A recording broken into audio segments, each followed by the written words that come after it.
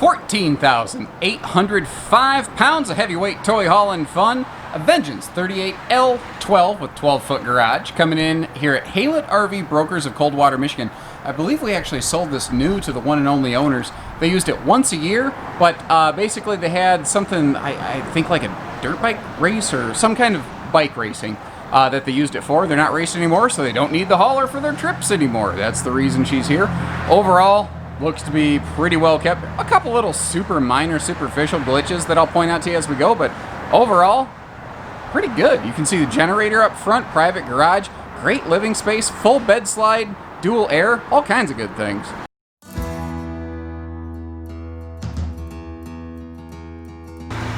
So anytime we're talking toy haulers, one of the first things I like to do is get into the garage.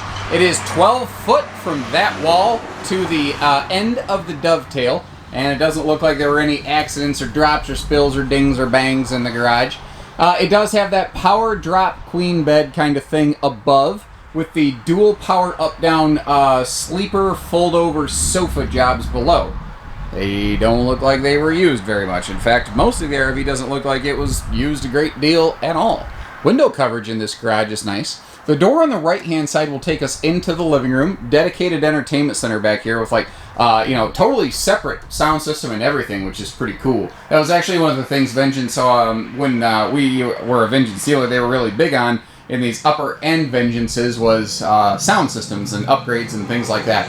This was made before a lot of these things were washer-dryer prepped in the garage, so just kind of keep that in mind. But this over here, like, you've seen a bath and a half toy hauler with a loft. Overall, there's nothing, like, on the surface level, really different or unique about this layout. However, if you notice, there's another door here. Most half bathrooms are hidden behind a pantry. What they did here, I think, is a little bit special, a little bit different. It's actually a dual entry living garage combo, which is something that you just do not typically see a lot of in the RV industry. It's still, even now, a rarity feature. You don't find that a lot. And one of the other things that I liked about these, and it's kind of fitting because, like, you hear the name Vengeance, and, like, you're thinking, oh, man, no, it's like this is, some Viking lord out for revenge. And then you see it's got that kind of creamy exterior and almost, real scripted style writing, like Vengeance on the side. But when you get inside here of the Touring Edition, which was the luxury Vengeance, it makes sense. It doesn't feel like a toy hauler once you get in here. It just happens to have a tall ceiling like a toy hauler and a loft like a toy hauler. Which, speaking of which, if we take a peek up there, I intentionally left the lights off so that you can see if you are sleeping up there, it will blot the sun out. Now, it's interesting, too, that it's an L-shaped loft, and it wraps all the way around behind the entertainment center and then above that bath entry door, and it does have 2 ladders. So if you want one ladder here, or if you want to use one ladder in the garage strictly for that power queen bed, you don't have to have multiple ladders one ladder floating throughout the RV when you have multiples. All of the blue accent lights that you see through the RV, they are individually switched. So if you feel like turning those off, you can. You see the larger fan up there for exhausting some cooking heat, not to mention just getting some good airflow rolling around. Always a welcome feature. Easy viewing entertainment center right there. You're basically on the corner of Boardwalk and Park Place, right in front of this big old screen right there. JBL soundbar, Samsung Blu-ray player. Also, that is Blu-ray, not just DVD. Electric space heating fireplace, taking the nip out of the air. And when we open the pass-through compartment outside, you will see that this has a pair of tables that you can slot here if you are so inclined. So if you want to turn this into a super slide Dinofa, you can. What's also cool, if you take a look, you can see that every single one of those chairs reclines, and they recline in like a wall-hugging fashion. So everybody gets to come in, everybody gets to kick their feet up, everybody gets to relax. Now, naturally, being a toy hauler with a super tall ceiling, we have the opportunity for this Mondo Mega Tall slide, and they wrapped it with some panoramic viewing windows. But some nice wooden plantation-style blinds give us privacy when and where we need it. Real nice accent light fixture above that as well. I thought that was just a nice touch. And the cool thing is, because everything's so darn tall, basically all the light switches all the lights have their own switches. That's, I think, what I meant to say. Sometimes what's in my head and what comes out of my mouth, my wife will confirm, not always the same thing. I always called that like the Italian pizza kitchen, that sort of like hutch styling over there. And there's some pantry shelving on the left and right sides kind of recessed back in there. And you notice how they have the microwave down low over here. We'll come back to the island in a second, but as on the way through, note the solid surface countertops and easy reach outlets all the way through, including some outlets back there, as well as up here on both sides. Very handy.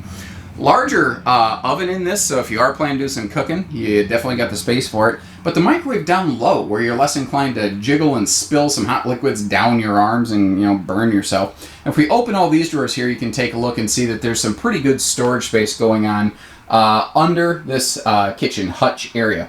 Now, I told you there are a couple basic surface blemishes. I will point those out to you as I go. One of them is this drawer right here. It looks like this drawer slid open behind the slide flange when the slide was closed in transit. I notice how that is fractured and compromised slightly right there.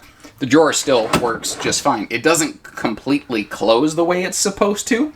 It is what it is. I'm going to shoot you straight. I'm going to tell you what it is. I'm not going to make stuff up.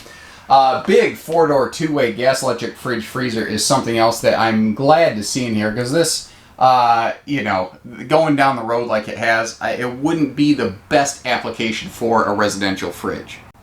Jumping into the bathroom, I'm standing in the shower, by the way, so technically, you've been in the shower with me. But more to the point, very what I call fluffy friendly bathroom. If you're bigger around the hips, shoulders, or you got long legs like me, plenty of room around and in front of that porcelain stool.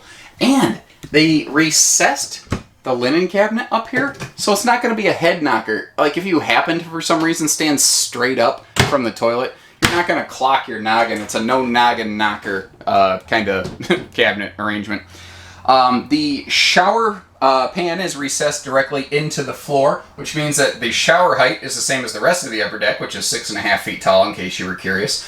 Height adjustable shower hardware is also a nicer thing. Would be very welcome in my household, where I'm told I can say 11.9 inches taller than my wife. She won't let me say 1 foot taller, even though that's what I am. Ooh, the camera light is not doing very well here. Let me get a little closer. There you go. You've got a handy little offset kind of medicine cabinet over here. So you got a place for your shavers and, Lipitor and all that. Big sink, sealed edge countertop, and above that, just a giant mirror. I mean, it's huge. I don't think the camera's really doing it justice. Sliding around the corner, though, moving into the master bedroom, you can see air conditioner up here, dedicated to the bedroom. This is not ducted through the rest of the RV. And this was the way they built these standard. The rest of the RV's AC ducting does not pump into the bedroom. The bedroom has its own standalone dedicated air conditioner, which is actually kind of cool. It makes more sense, like, when you start to think about it, versus sometimes having multiple central air units through other things. This air conditioner, you can run independent. Like, if you want to run the generator, you only want to run one air. You can kind of choose where you want that to go. Or, obviously, you can fire everything up if you are so inclined. King bed slide over here, too, and a fairly deep one that does give us some good walk-around space.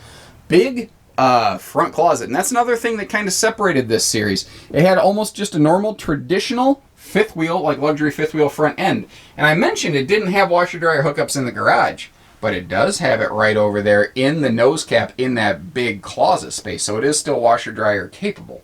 Big dresser down below that, 6-drawer array, giving us plenty of storage space.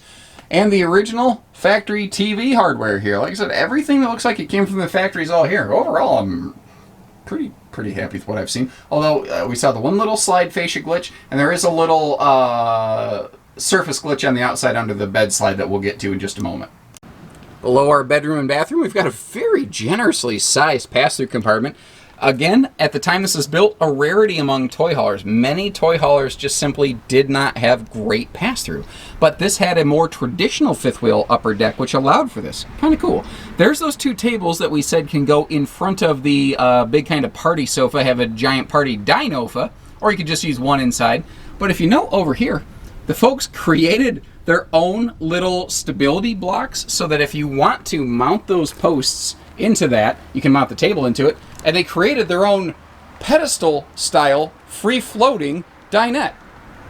It's funny because it's so simple, but I've never seen it done. And it's kind of making me laugh at how easily that was accomplished. Factory installed 5500 Onan, giving us the ability to run basically everything we feel like on this RV. Right now, coming into view is awning number 1 of 2. There's another one behind that big kind of party sofa slide that we already saw right there. This is a wide body product on a wide body chassis. It's 102 inch wide. Those are important things I just mentioned. 100 inch wide's fine. There's nothing wrong with that. Usually 100 inch wide toy haulers run on a less expensive 8 foot wide, which is 96 inches. What am I wanting to say here? Chassis. So it's not quite as stable. Also, I need to correct something. This is not one that we sold originally when it was brand new, but could have fooled me. It sure looks just about the same. 6-point hydraulic auto leveling, going to do all the heavy lifting and hard working for us. Enclosed protected docking center, the underbelly is enclosed, heated, all those good things. Battery disconnect up in here, outside shower. But this is where I said there's one of those exterior glitches I want to talk about. This RV was used with a non-sanctioned fifth wheel kingpin to gooseneck adapter. When that happens, with very few exceptions, like I believe the Reese Goosebox is one of the only exceptions, when you put a gooseneck on the front of a fifth wheel, you're changing the stress and geometry that is applied. And it stressed and it cracked the fiberglass here. Now, obviously they sealed it up, but it happened. It's not awesome. It is what it is, but I'm not gonna dodge it and not talk about it. Last thing I want is for someone to come from 4 states away and be like, oh, so you hid it from me, you bunch of stupid liars. That's just not the kind of business we do at Haylett RV.